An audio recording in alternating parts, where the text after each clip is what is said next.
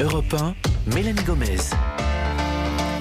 La santé et le bien-être, c'est sur Europe 1 et nous sommes avec vous depuis 15h, toujours à mes côtés, le docteur Jimmy Mohamed. Et pour cette dernière séquence de l'émission, nous sommes rejoints en ligne par Catherine Blanc, sexologue et psychanalyste à Paris. Bonjour Catherine. Bonjour Mélanie, bonjour Jimmy. Bonjour Catherine. Alors Catherine, aujourd'hui on va tenter de répondre à la question de... bonjour Catherine. Ouais, vous voyez, ça c'est vraiment... Enfin, c'est plus une réputation, il est sinistre quoi. On va dire ce que... C'était un bon jour en Catherine. plus plein d'enthousiasme. Donc, Ah ouais, bah dis donc, quand c'est pas enthousiaste... On a de la chance. Bon, voilà, on a de la chance aujourd'hui Catherine, alors profitons-en. On va répondre à la question de Solène qui nous dit la chose suivante: avec mon copain, nous avons expérimenté durant le confinement le slow sex, ce qui veut dire donc sexe lent en français. Nous avons adoré, mais cela prend tout de même du temps. Un temps que nous avons, on dirait qu'il parle de je sais pas, d'une activité manuelle autre, enfin bon, temps que nous n'avons plus vraiment depuis le déconfinement. Pensez-vous que cette pratique soit compatible avec ce retour à une vie normale? D'abord Catherine, est-ce qu'on peut expliquer ce que c'est précisément le slow sex, s'il vous plaît? Eh bien, c'est considérer d'abord que la sexualité n'est pas une histoire de pénétration, donc c'est élaborer toute la relation de caresses, de baisers, dans la lenteur, dans la tranquillité, dans l'accueil des émotions qui montent, du désir qui monte, dans les rythmes lents bien sûr, mais même quand ils se trouvent être rapides, revenir sur la lenteur des choses pour être dans l'ici et maintenant. C'est prendre conscience, c'est dans la conscience de l'acte et non pas dans la recherche de l'aboutissement, dans la recherche de performance, pas dans la recherche de faire vibrer l'autre, mais être dans son corps et dans les émotions de sa peau, au contact du corps et des émotions de la peau de l'autre. Jimmy, vous avez compris, c'est bon, vous avez Donc ça demande un peu de temps. Bon, à vous Jimmy, vous n'avez pas beaucoup de temps alors. Oui, bon, écoutez, je sais de me optimiser au mieux le temps disponible. L'idée, finalement, en gros, c'est parce que souvent, dans un rapport sexuel, le but ultime, c'est l'orgasme, parfois à la place des jeux sexuels, du temps qu'on peut passer, des mots doux. Donc, finalement, c'est remettre la relation ensemble au centre, justement. Absolument, c'est-à-dire c'est pas vouloir, c'est un petit peu comme si on décidait de faire une balade, mais en fait au lieu de faire la balade, on a décidé de voir tel point de vue. Donc on va au point de vue, tout le chemin est un enfer puisqu'on s'en fout. Le but est de voir le point de vue, et une fois qu'on a vu le point de vue, il n'y a plus de chemin non plus à faire en retour. Or le slow sex, c'est justement se proposer de faire une balade. C'est une balade à deux, c'est une balade dans la direction l'un de l'autre, et puis qui n'a pas d'ailleurs de but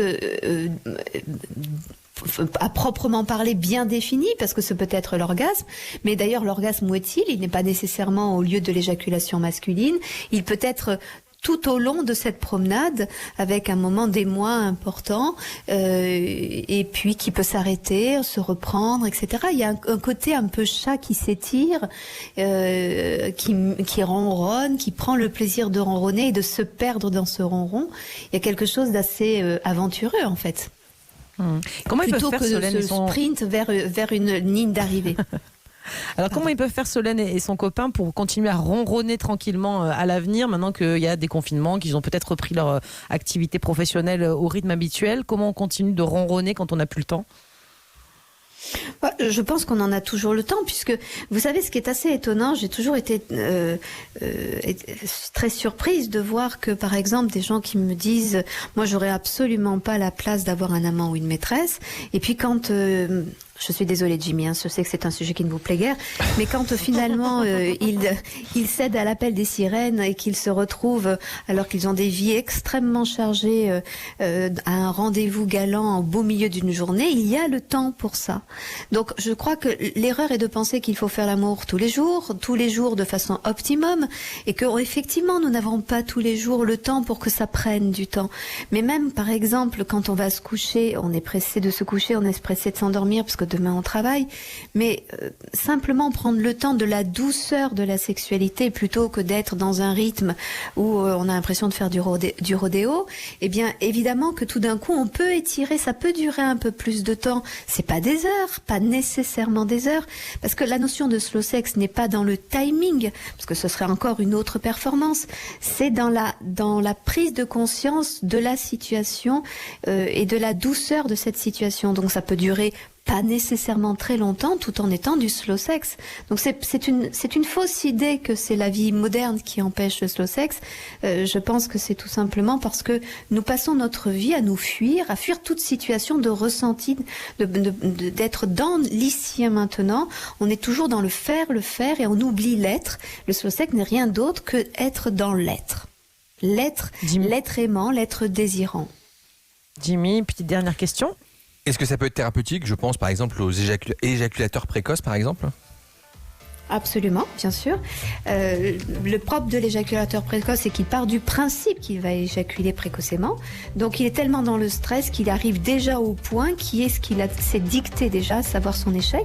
Alors que prendre le temps de se caresser, de se pénétrer, puis de se retirer, puis de se repénétrer, puis de se retirer, c'est le meilleur moyen d'apprivoiser, c'est un des moyens en tout cas d'apprivoiser la durée de sa pénétration possible. Eh bien Catherine, on prendra plus de temps la prochaine fois pour répondre à cette question de Jimmy, sur l'éjaculation précoce.